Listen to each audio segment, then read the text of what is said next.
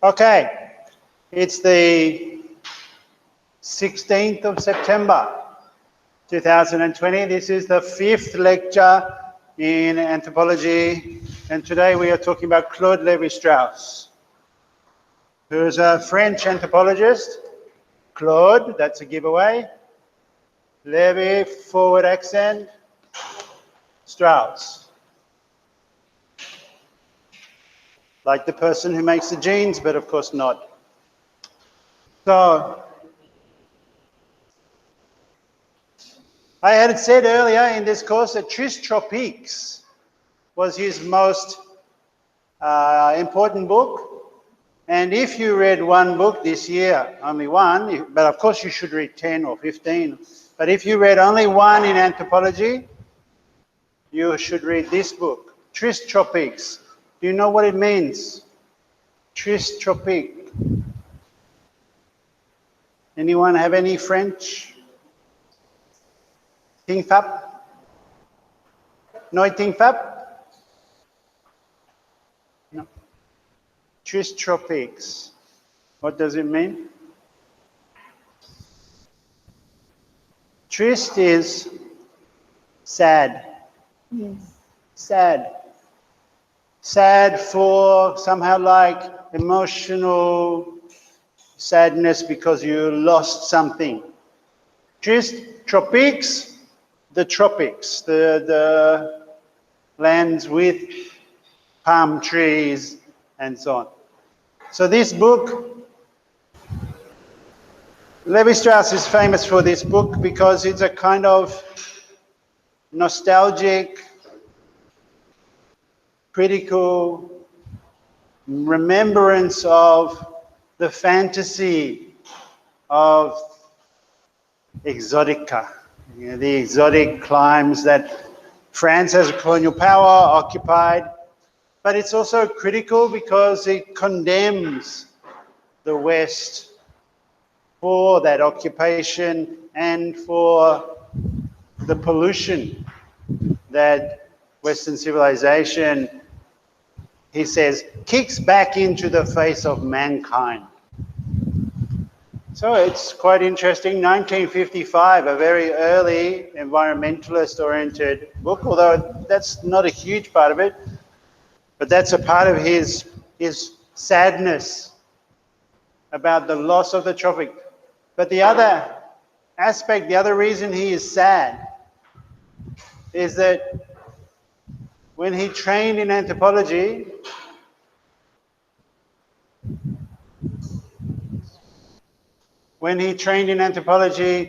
he got the idea that you could go and find pristine, perfect tribal people in the jungle somewhere.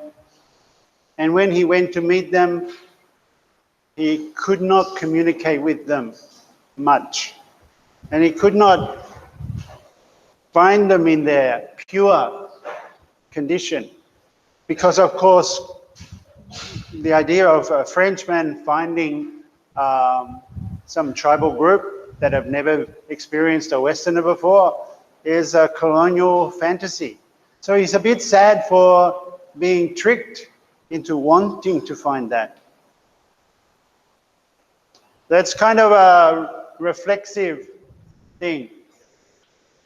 But Lévi-Strauss is famous for his subsequent studies to try and understand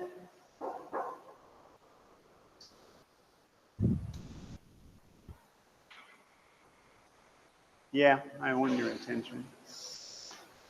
He's famous for his attempts to try and understand the myth systems of South America and indigenous people. Myth, I'm sure you know the word, so nonetheless I put it up. And what he does is an analysis of myth systems, what the stories told by the shamans or storytellers in indigenous groups in the Americas, what they mean.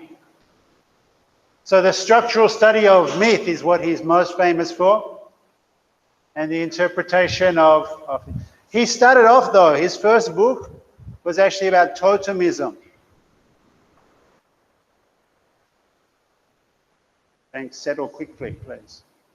Totemism. What is a totem?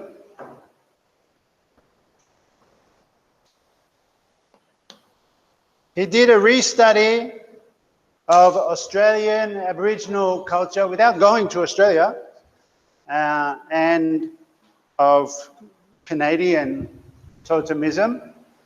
And the idea of totemism is, in Australia, is that Aboriginal people in different parts of their family structure, each part of a tribe will have a totem animal.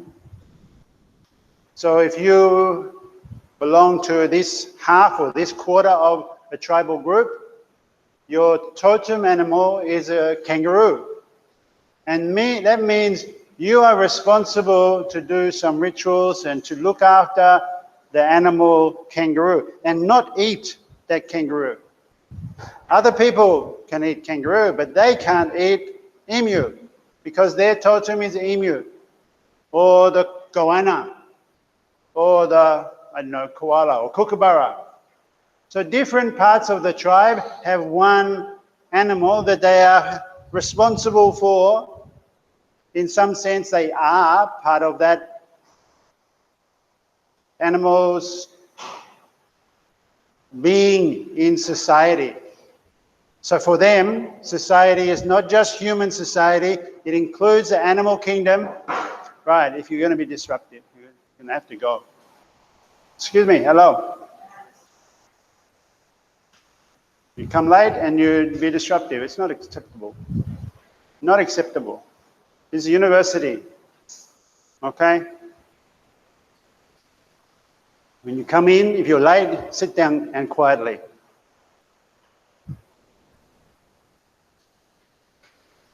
The totem. Say you are one tribe. One part of you are kangaroo, another part goanna, another part kookaburra. So you will have responsibility for the kookaburra. You cannot eat the kookaburra. Actually, you can't eat kookaburra anyway, not nice. But you definitely cannot do anything to harm kookaburra. You must look after it, which means you do some ceremonies, some special dances and have special songs you sing at the corroboree, at the festival, to look after the spirit of the kookaburra. And you, what were you? You were goanna. The goanna is a kind of big lizard, like a very fast crocodile.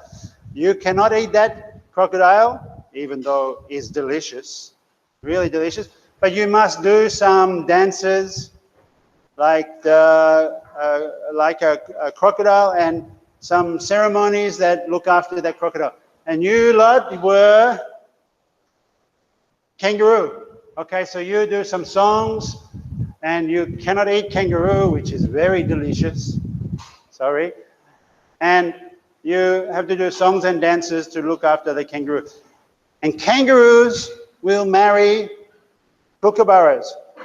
Kookaburras will marry goannas. Goannas will marry kangaroos. Actually, there are many more animals and many more groups, but just to show you, that's how society makes sense of differences in the animal world and makes differences in the human world. And the ceremonies, dances, you jump around like a kangaroo, right? I'm not doing this on camera, good. Kangaroos are a bit stupid, actually. Kangaroos are very stupid, but maybe a little bit stupid. You also have stories about your totem, your kangaroo. The story of how the kangaroo in the time way back, which is also kind of now mythical, magical dream time, always affecting our lives, but not visible. The kangaroo had hopped on the earth and that made lakes and rivers. Where the kangaroo's feet landed became lakes. So it must have been a giant kangaroo, right? And the kookaburra flew from rock to rock and dropped seeds which made forests. Some mythical stories. And these stories explain how the world came into being. The goanna, for example. The goanna was swimming or was walking along in the world, and by swimming made the world, which was all the same, made it into a mix of things, a mix of land and sea. By swimming, they mixed into, made it a delta or something like that. So you have stories that your totem is useful for to explain how the world is. So this inspired Lévi-Strauss to then look for that kind of thing elsewhere.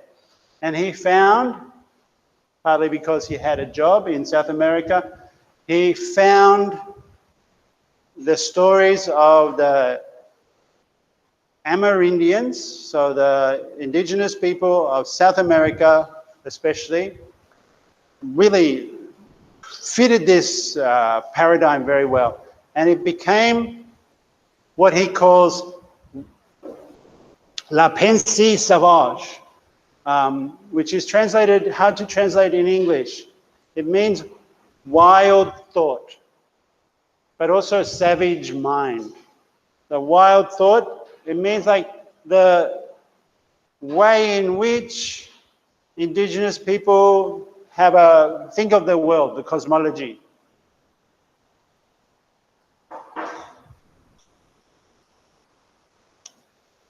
So anyway, he writes this book, Tris Tropiques, and it's a super famous book.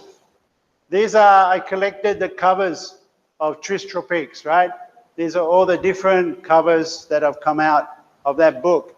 It's been reissued and translated and reissued in so many copies and versions. But Lévi-Strauss had gone to Brazil, the Amazonia, the big river, the Amazon in Brazil, and traveled up the Amazon looking for the tribe that he would find that have never seen white men. That was kind of his fantasy, to find that. Orientalism, exoticism, wants to find the other. And just by finding them, they will no longer be other. But he couldn't find them anyway. And he did go way upriver and find the people, the Nambikwara and the Bororo.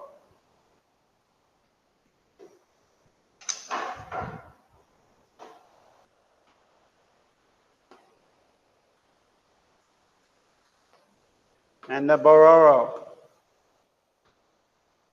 These people who lived in the Amazon jungle in round communal huts, grass huts, with maybe 100 people living in one, around a big central fire, and then a kind of veranda, one big long hut, living all in hammocks. Actually, it's not super clear that the Nambikwara were really one people. There may have been a number of them, and they certainly were not as untouched as Lévi-Strauss seemed to make out, because there was a guy called Rondon who had been in that area, and he'd laid a telegraph line through the area, and there's some other people workers who came with Rondon to do that work of laying the telephone line, who were in touch already with the Nambikwara, as well also missionaries trying to convert the Nambikwara from savage beliefs in totems and myth to Christianity. So they were not completely untouched, but in Lévi-Strauss's fantasy that was not successful, they were an isolated tribal group, and he got to meet them and tried to understand what he could of them. So he did go to have a look for himself, right? Great. And over a number of visits, but never for very long. And he didn't learn the language of these people. So what could he understand? If you don't understand the language, you are always working through a translator. Can you really comprehend what is going on? I mean, you need to know the language, especially of a tribal group that is quite, not untouched, but quite closed to the outside world. They will have their own world view and meanings and culture, and to comprehend that, you can't just walk in and look it up on Wikipedia or whatever. There was no such thing, and no one. The missionaries had tried to write a dictionary of their language, but it wasn't very developed, and Lévi-Strauss anyway didn't have enough time to learn that. But what could he do? He spent time there, of course, young man wanting to build anthropology and be like Malinowski or whatever. What he could do is look at the tattoos. He could talk about what he saw. And the Bororo, especially, they would tattoo their face. And they tattooed their face, well, in ways you don't actually see the person in a photograph. You see drawings that Lévi-Strauss made. This is his drawing of the tattoos on the bodies of the Bororo. I find it really interesting. They obviously understood what is a heart.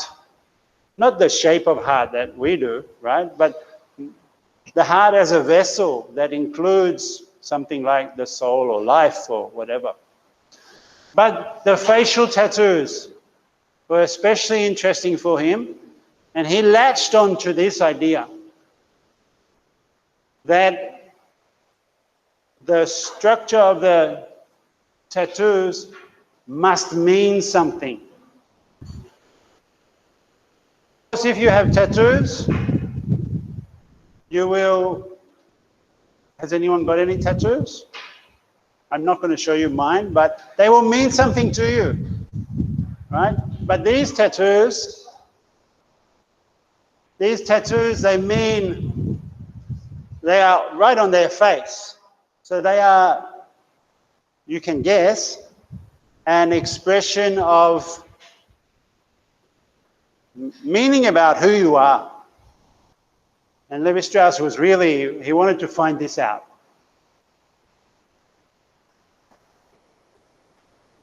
He draws them a lot.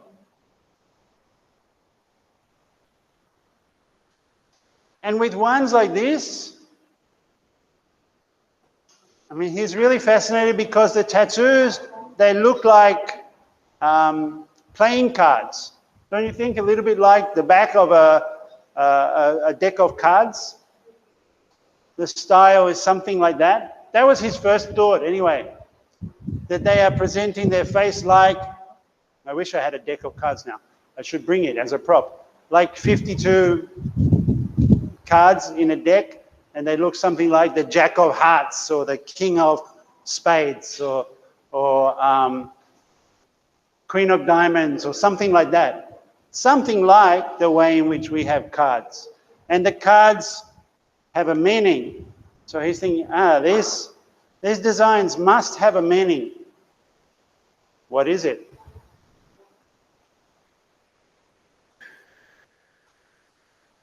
More and more he is fascinated by the structure of this. And so he starts to think about them in terms of a grid. Okay? What is designed in this quadrant, in that quadrant. I mean, you can't see, the projector is not very good, but you see these very elaborate kind of like eyes, one side pretty straight, the other one very maybe crying or something. He starts to examine this, right?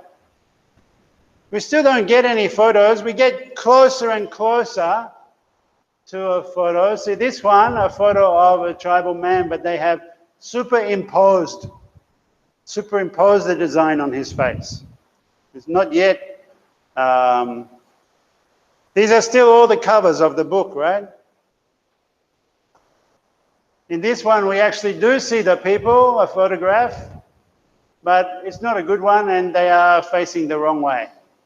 We don't see them, but you see, there were many other things that he could have been examining. They are wearing feathers like the feathers of the Highlanders in PNG. Come on. Quick, quick, quick, quick. Please come up here.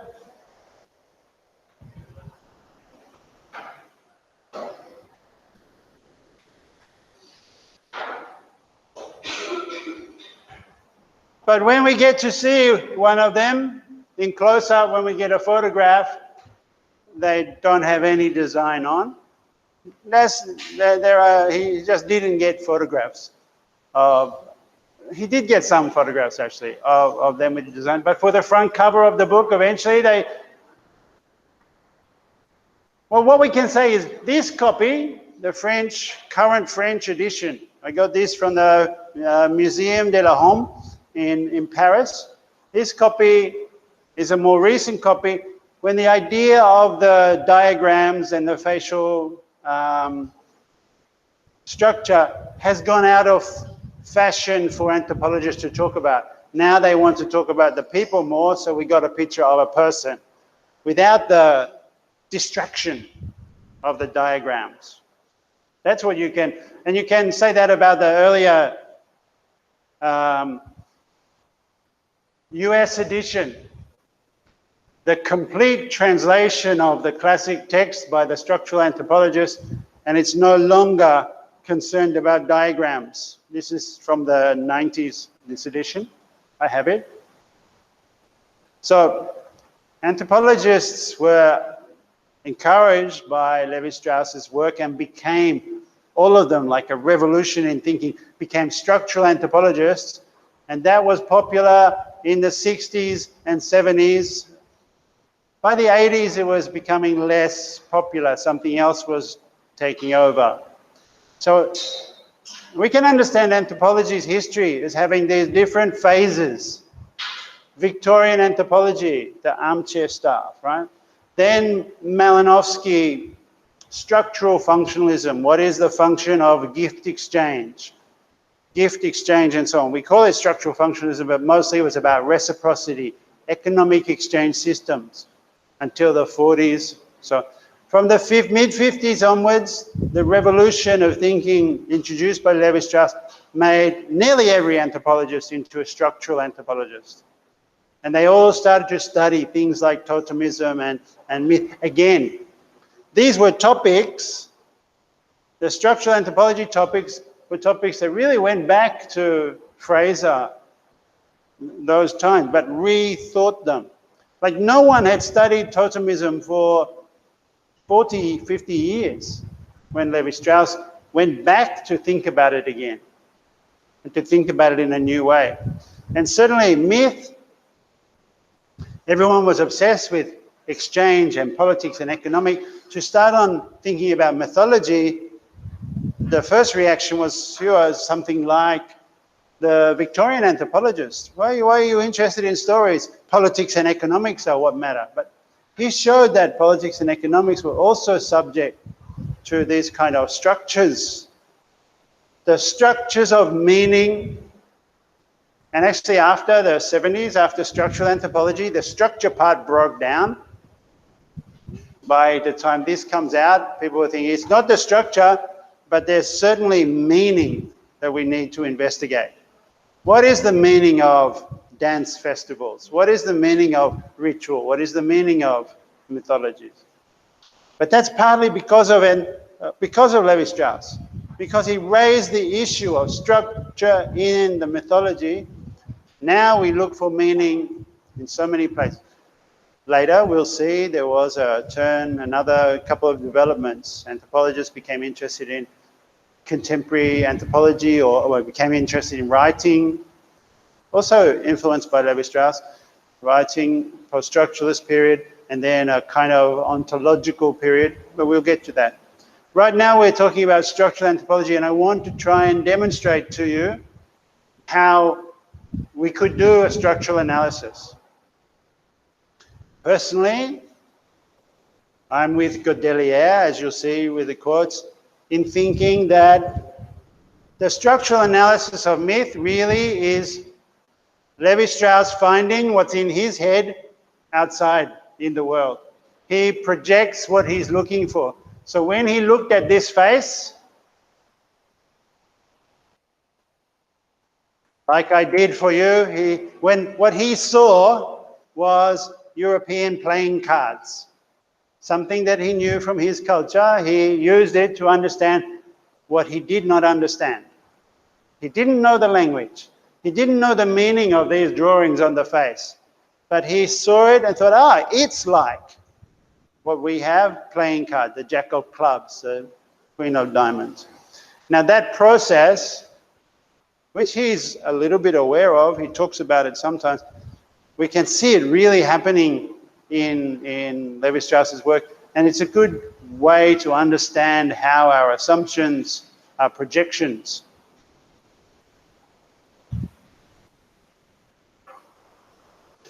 But as I say, they, in the later period, the ontological turn and so on, those issues around structure and interpreting the diagrams have lost favor. People are less interested than what the book says about other things. So what the book says about writing and the politics of writing became very popular in the 80s because of the 70s in France, the 80s in Europe, in England, in America, because of the work of Jacques Derrida, his essay especially in the second half of his book of grammatology, de la grammatologie. Now, the interest, of course, is on these people that kind of no longer exist because they've been developed out of, there are still tribal groups, of course, but they are completely modern. And what Lévi-Strauss does in The Savage Mind, La Pensée Sauvage, is that he's trying to make a critique of the way in which psychoanalysis or psychology had previously understood people. And he said there's no way to say that the whole world has a set of archetypes or a set of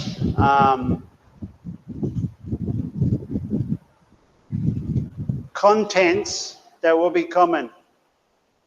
So when you understand the mythology of, or the totemism of Australian Aboriginals, you can't say, oh yeah, we have something like that, except at the level of form. We do have something like totemism. How do we have something like totemism? What's an example? Okay, do you know anything about Australian football? Each Australian football team is named after an animal. So you have the Brisbane Bears, the Sydney Swans, the Collingwood Magpies. That's like totemism, but it's not the same. But this form, the structure of dividing humans up into groups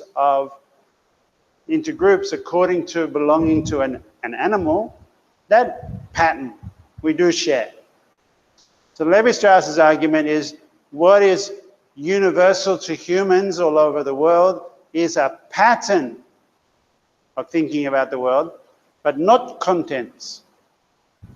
However, it's a slippery slope because when people adopted structural analysis, when every anthropologist for a couple of decades became really obsessed with doing structural analysis, it seemed like you could apply structural analysis to everyone. And you'll see, we all do this.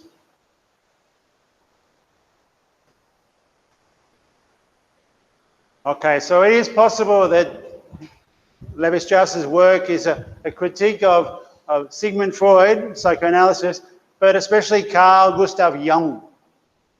Carl Gustav Jung really thought that in Buddhism and Christianity, there are certain like mandala character traits that are completely shared. They've just been translated into different languages. Lévi-Strauss is saying something similar, but saying it's only the form, never the content. That any comparison cannot consider content. That's only accidental if there's similar comparisons to be made in content. But the form, that is the level at which there can be comparison.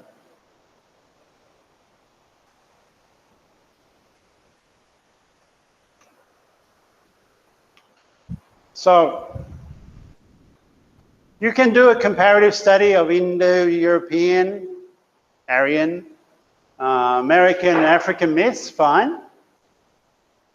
But to find a universal mythology, that will be an absurd project.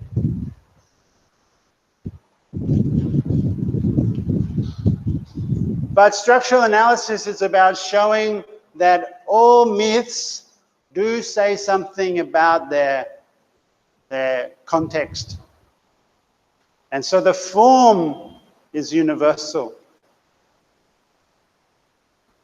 The form is universal, but not the content. The content can never be the basis for comparison. Only the shape or the structure of the story. What do we mean by structure of the story? I don't mean just every story has a beginning, middle, and end, but sort of like that. Right? What is the structure of a story? A more complex structure than beginning, middle, and end. In the beginning, you set out some characters, right? Then something has to happen to the characters.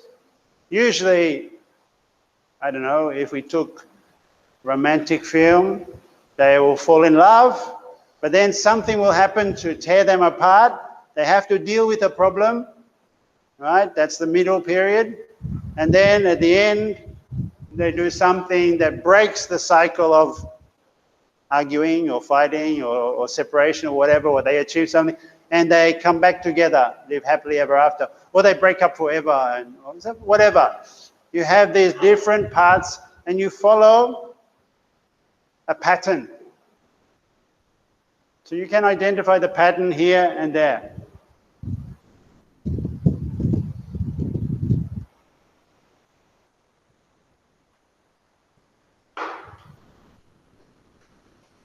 Right? I want you to get this. Now, this is the interesting part, that everyone may find in myths what he or she is looking for. Now, Lévi-Strauss even says this, that he finds what you're looking for in the myth.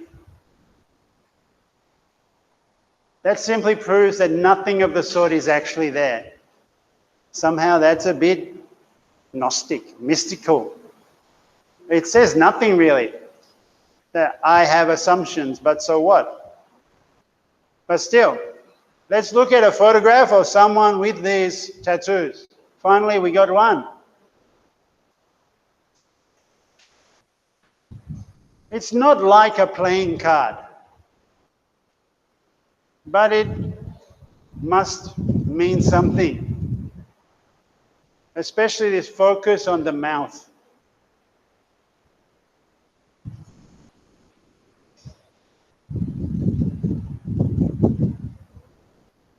There are so many different ways in which we could start to think about comparativism here. Do we compare what Lévi-Strauss compares, which is structure? Surely our common sense would be to think, first of all, would we do that? Can you imagine doing this? Strange thing to do, huh? Do you know anyone that might tattoo their face like this? Would you even imagine doing it yourself? You can imagine doing it? You wouldn't do it? Please.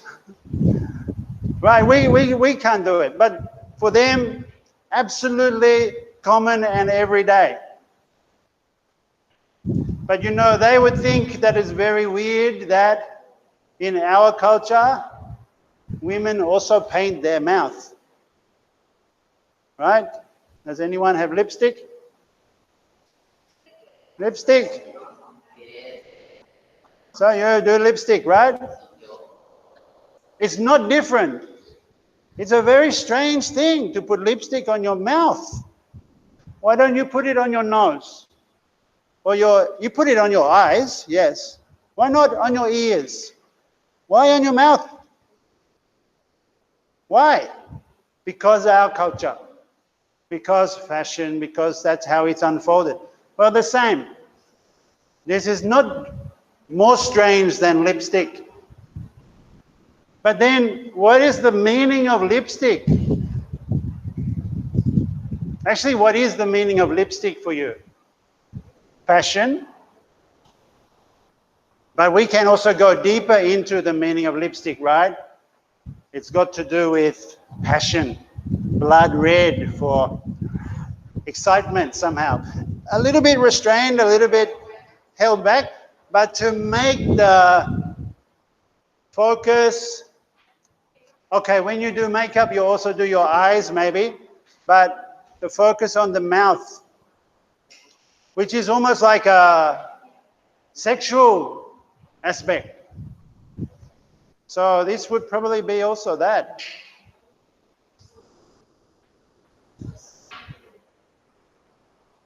When you see any people do any fashion, you must think, okay, this becomes completely normal for us, but somebody else might think it really strange.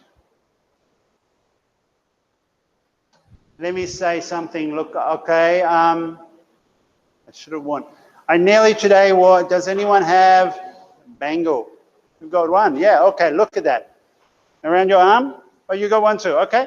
So, some people will look at this. I nearly wore one. My daughter took it from me this morning.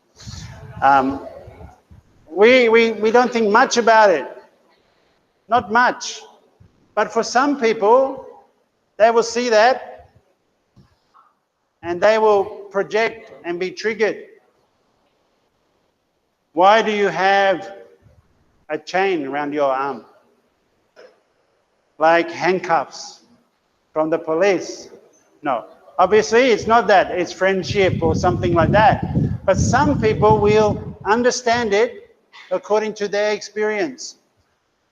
I remember in India, it's very fashionable to put a bangle around your ankle, called anklet, not bracelet, anklet. But when Indian people came to Australia, Aboriginal people saw Indian women with this anklet and they said, oh, who is your slave master? Who is your owner? Because that means you are owned by someone.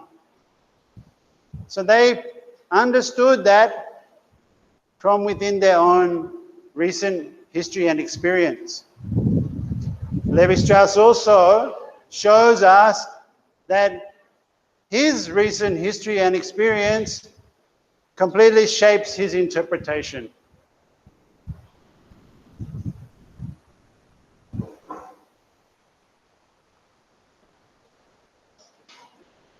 So, how do we prepare a structural analysis? I want to try and do it. I've done it this class before. You have to gather the ethnographic material first. So you must go. Have a look for yourself. You have to go and record some ethnography. Get the myths. Tell me about your myth. Go to find some people and get them to tell me about their myths. Can I get you to start thinking about some Vietnamese story, some myth? Because I'm going to ask you. We'll try and do analysis. And I figure I can gather from you some versions of a story. Let's work on that in this class. What we then do is collect various versions of the myth story. I'll talk to you about different versions of one story that I think you will know, but from European culture. Then you work out the armature of the myth. That means, armature, what did we translate it? Tindonghua. Yeah, okay. So you work out the plot. Two people in a romantic relationship, and then some event happens which changes them. So this is the trajectory. You make a kind of mental map of the story, and that will show you the armature of the myth. You work that out by thinking about oppositions in the story, and I'll show you how with one story in a minute. Forms and relationships. So I talked about one possible story would be a romantic drama. Boy and girl, then they split up, they argue, and then they come back together. So we have opposition, boy and girl.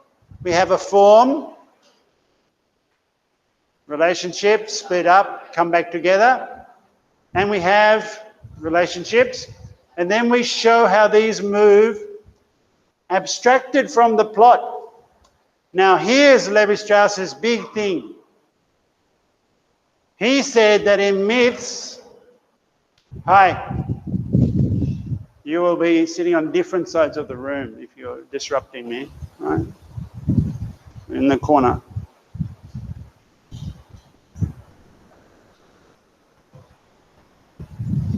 The thing that Lévi-Strauss introduces that's really exciting and interesting and influenced filmmaking actually was that it doesn't matter how the story moves through the plot. That's not what's interesting.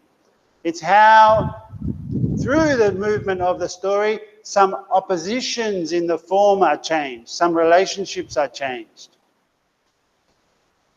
So he's making a distinction between plot and the movement of the meaning. This will become clear.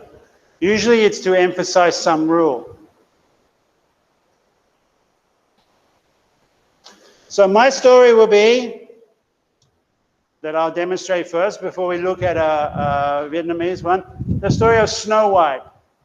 Do you know Snow White? Yes. So Lévi-Strauss says you should not do this, but it's French. We'll do it anyway. You can take any story, I think. So what is the story about? The story of Snow White has several versions. But what I want to work out is the structure. There's a problem that Snow White is about, which is the age-old problem of jealousy. Snow White is so beautiful, right? She's beautiful like snow, like white snow. Is white snow beautiful? I don't know. Anyway, the problem is that the new wife of the king, after the mother dies, is jealous because this young girl grows up to be very beautiful. The new wife says, mirror, mirror on the wall, who's the fairest in the land? Go on, yes? Who's the fairest of them all? Yeah, okay. But there are other issues in this story. You can say the Snow White story has to do with some not obvious issues.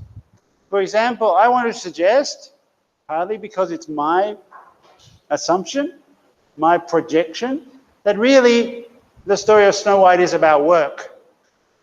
If you do good work, you have success. If you are modest and work like a good worker, that's what the myth is saying, you will be okay. So who is the worker in the story? The 7 dwarfs, right? Now what kind of story is it that has workers who are dwarfs? It's like every single story about capitalism. The workers are just the little people. The king and queen, they are the right size. Okay, but the workers, many of them, well, only 7, but that symbolizes many workers, The dwarfs are working hard. What do they say? What is the song of the dwarfs? They say, hi ho, it's off to work we go. Right? They work in a mine, they are dedicated workers, and they have a quite good life, except they don't have any wife. But that's a bit strange. Snow White comes to their house. And what's the first thing she does? You know the story? Snow White, when she gets to the house of the seven dwarfs, it's very messy because they are seven men who live together, right? She tidies up in the middle of the forest. She'd been left in the forest because the hunter, who was told to go and kill her and bring back her heart so the queen could see her dead heart, didn't do it. And instead he brought back the heart of a pig. Now, of course, Snow White doesn't keep on working for the dwarfs. She goes out, she answers the door, even though the dwarfs said, do not let anyone in the house. She lets the witch, well, the queen, disguised as a beggar, into the house, and she is gifted an apple, which is poison. A poison apple which turns her what looks like dead. She's dead, but she's not really dead. The queen thinks she's dead, but the mirror does not know she's dead. Anyway, she's put inside a glass coffin, and then along comes a prince, sees her, is very sad. Oh, she was so beautiful. And she's dead. It's a bit weird, right? Why does he love a dead person? Anyway, he decides to take her back to the castle to bury her properly. But either he kisses her or something else happens, depending on which version. She wakes up and they live happily ever after. Let's go into more detail.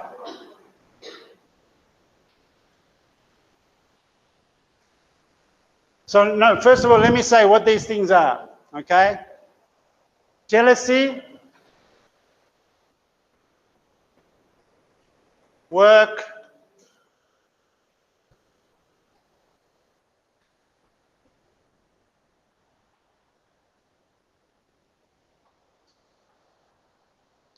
poison, death,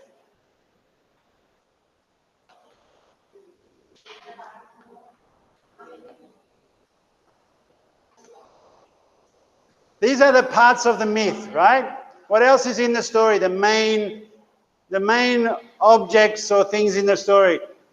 Jealousy and work, the dwarfs, seven dwarfs.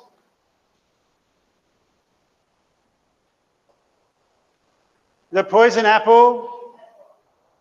The poison apple, she's dead but not really dead in a glass coffin.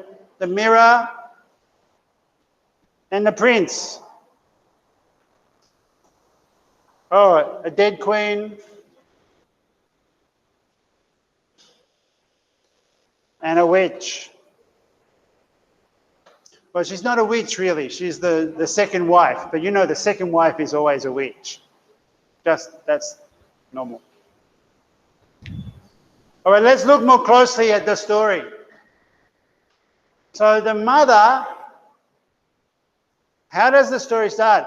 The mother, the real mother of Snow White, jabs her finger with a needle and the blood drops out onto the snow. And this makes the mother think, and this names that she would like to have a daughter with white skin and blood red lips. Remember lipstick? This is why we talk about lipstick. She wants to have snow white skin and blood red lips, like the blood on the snow when she hurt herself when sewing. So I think it's very interesting that she was doing work and then had an accident at work. So it's work but not good work. You have an accident and that produces something which enables her to name Snow White and imagine Snow White into being. I wish I had a daughter. I'd name her Snow White, and she would have white skin like snow and red lips like this blood. Okay? She kind of names her and creates her for the story. It's magical thinking. She then becomes pregnant. Who knows how? Of course, she slept with the king, right? Must have. And then Snow White is born. But the mother dies in childbirth because it's a fairy story. They have to have tragedy as well. And the father remarries. And he marries, we must assume she is a bit like a, we call gold digger. She's looking for a prince to marry. That queen has died. I'll put on some nice lipstick and go and seduce him. Anyway, they got married quite quickly, but she's a bit vain. The new wife, very concerned about what she looks like, and she keeps on saying to the mirror, mirror, mirror on the wall, who's the fairest of them all? And the mirror keeps on saying, oh, you are. She has a magic mirror, right? So she must be a witch, right? It's not normal to have a magic mirror. Anyway, for 16 years, she keeps on saying this, and the mirror answers, yes, you are beautiful. But at 16, Snow White becomes of age and blossoms, right? She becomes the more beautiful. The queen every morning goes to the mirror and says, mirror, mirror on the wall, who's the most beautiful of all? Expecting it to say, oh, yes, you are, like it does every day. But this time it says, there is someone else more beautiful than you. It's your daughter-in-law, your stepdaughter, Snow White. She is furious. She's no longer the most beautiful in the land, so she is angry at this stepdaughter. The stepdaughter has stolen her position. Of course, the father loves Snow White, so that's a jealousy. So she's the most beautiful princess at this time, and the jealousy of the stepmother has become a powerful thing. So the jealousy of beauty. And jealousy is a kind of ugly, right? Love is a good emotion or a good thing. Jealousy is a bad thing.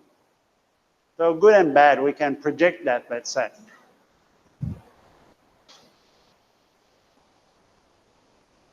Come on.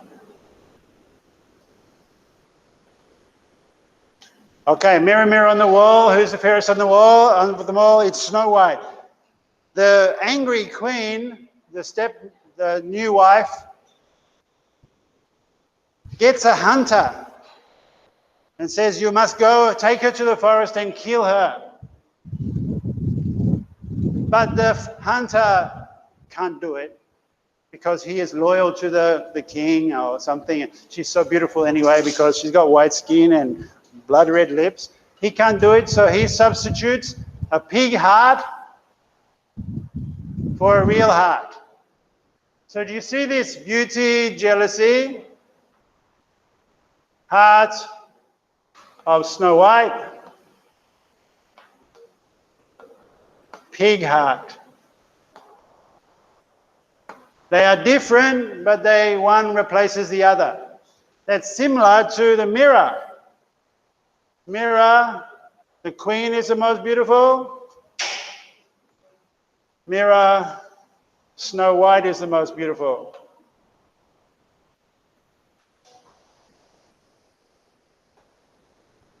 The hunter leaves Snow White in the forest. He says, run, run, run away, don't come back to the kingdom. I will take this pig heart and convince the queen.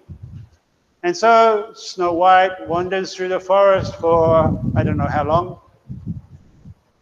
half a day, something, and finds a hut, an empty, a house where no one is home. It's the house of the 7 dwarves. And they are working in the mine. She enters, she's saying, whose hut is this? Oh, but what a mess. Oh. But maybe if I clean up for them, they will let me stay because I need to stay somewhere. I can't stay in the forest. So she cleans up their house.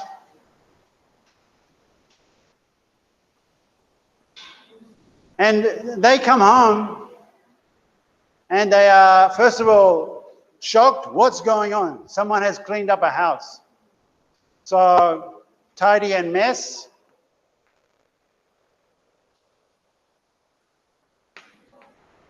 Is another possible opposition. And Snow White takes mess and turns it into tidiness. But she also becomes friends with the 7 dwarves. And they were men together. Now they become happy with her. Happy, big family. An extended family, a community, a happy community if the queen's daughter, the king's daughter, who's usually on high, comes down into the community and lives with them and works with them.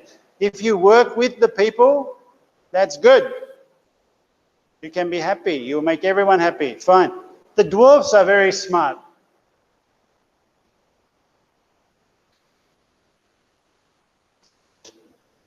They say to Snow White, never open the door, never let anyone else into the house. But the haggard, dressed a haggard, the stepmother, the wicked queen, is dressed as a haggard trader, an old woman. And she's trying to trick Snow White because the mirror has said that she's still alive, right? I left that part out. Mirror, mirror on the wall, who's the fairest of the all? Snow White lives. So she hunts her down, finds out where she is, and she comes to try and trick her, to kill her, basically. 3 times she tries 3 tricks, but each time the dwarfs save her, although the 3rd time she eats a poison apple. She's dead. She's unconscious. She only seems dead. Right? We need to know that. But the dwarfs think she's dead and they place her in a glass coffin. I think there's a relationship between glass mirror and glass coffin.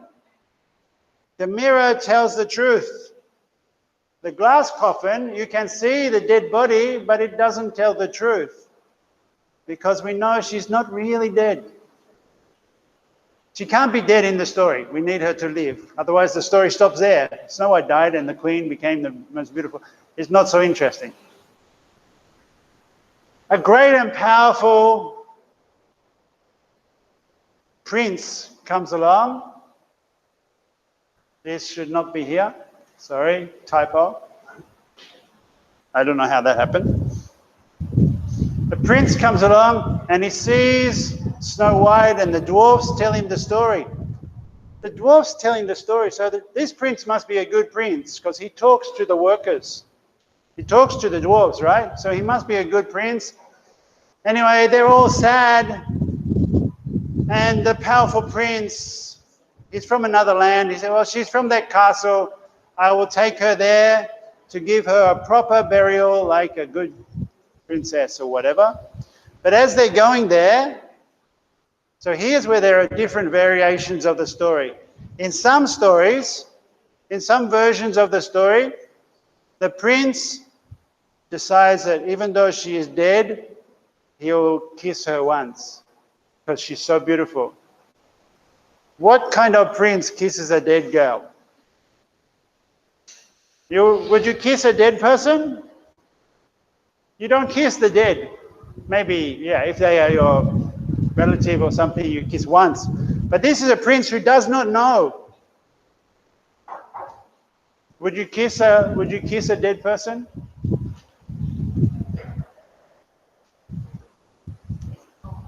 You don't kiss dead people, do you? But this prince, in some versions of the story, and it's not the only story. In other stories, sometimes it's a kiss that wakes up the dead princess. What's the other story about the thorns around the castle? Sleeping Beauty. Sleeping Beauty, and the prince thinks that she's just asleep forever, i.e. dead, kisses her too. Very weird. How strange, these European castle story. Anyway, that's one story. In the other version, in another version, he puts the glass coffin on the back of his carriage and he rides through the forest. And because the forest road is not smooth, the road of life is not smooth. There are bumps of the roots of the trees. Goes over a bump and the apple is dislodged from her throat and she wakes up because she had been moved from the glass coffin and it was traveling along the road of life, which is not smooth. She wakes up through luck.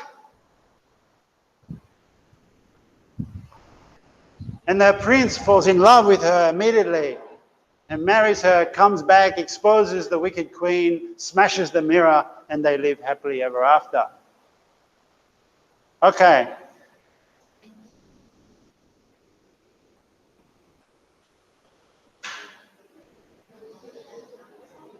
In some versions, the queen is then punished really badly. The very interesting one is the prince seems to have magic powers as well. He makes her wear some red slippers. And once you put on the slippers, you cannot stop dancing. You can't stop dancing, and so you dance until you die. That's her punishment. Of course, there are many variations.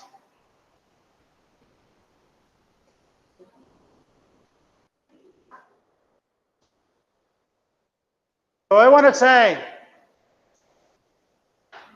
the old hag who gives the poison apple is a trick to get her to eat and die, but the glass coffin in the forest is similar to the mirror. There are all these oppositions. And what Lévi-Strauss would have us do is work out what are the oppositions. So it's things like glass coffin in the forest, the mirror in the castle. So you have a mirror in the castle that tells the truth, a glass coffin in the forest that hides the truth. Even in, please, whatever it is, just trash it. You have a glass coffin in the forest that you can see through the glass, of course, but it hides the truth. That's opposition. You have pig's heart, human heart, but what we see through all of these oppositions, the work of jealousy is to destroy the queen, even as she tries to destroy Snow White. But it backfires on her because Snow White had done the work. She joined with the workers of the seven dwarfs, here, plus Snow White, and the prince, who also talked to the dwarves, then carries her back on the road. And it's on this road that something moves, that death turns to life, that the sadness of the dwarfs and the prince turn back to happiness and love. All the oppositions and the evil of the queen is resolved in her death. The poison apple turns out to be the source of love.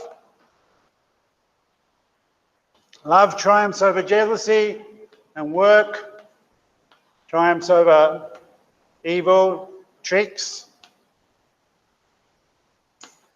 If you work, the message of the story is on the bumpy road of life.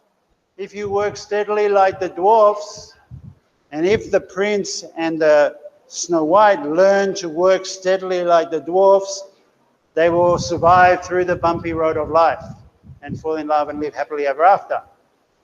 If you try and trick your way to a good life, if you answer the door to the wicked witch selling beautiful apples, or if you try and sell poison apples to someone, you will end up getting too much benefit. You become the most beautiful in the land, but you also end up wearing red shoes and having to dance until you die. So these things, like jealousy and trickery, those things are what the myth is telling us are bad. The myths are telling us these things will lead you to gain, you will benefit from them, you'll be the most beautiful in the land, you will kill your enemy, but in the end they will kill you. Whereas if you are modest and honest like a worker, the hunter who kills doesn't kill Snow White, or Snow White who works for the dwarfs, things will be good. It's a very conservative story, actually. Sure, it has a lesson for the king. The king should have paid more attention and not married a wife who was greedy. But basically, it's pretty conservative. It tells everyone just to work steadily, to stay in your place. Don't try and change things. The king, his wife died. He shouldn't have married again. Accept that. So it's very conservative. Okay. This is what Lévi-Strauss would do. Maybe he would say, you shouldn't do it to a myth from your own culture. So I've done Snow White because it's easy to do. There are good oppositions. You can find some deeper meaning. What is the meaning of the mirror? What is the meaning of the glass coffin? What is the meaning of an apple? Etc. After the break, I want you to think of a story. Actually, I want you to think of one story I already know. Angyong. You know it? Okay, 10-minute break where you think about this. What are the main symbols and what is the main story of this?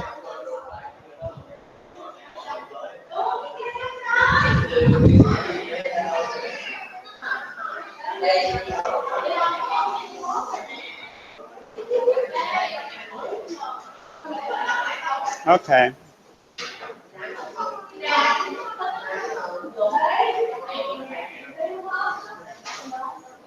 10-minute break now. So we'll start again in about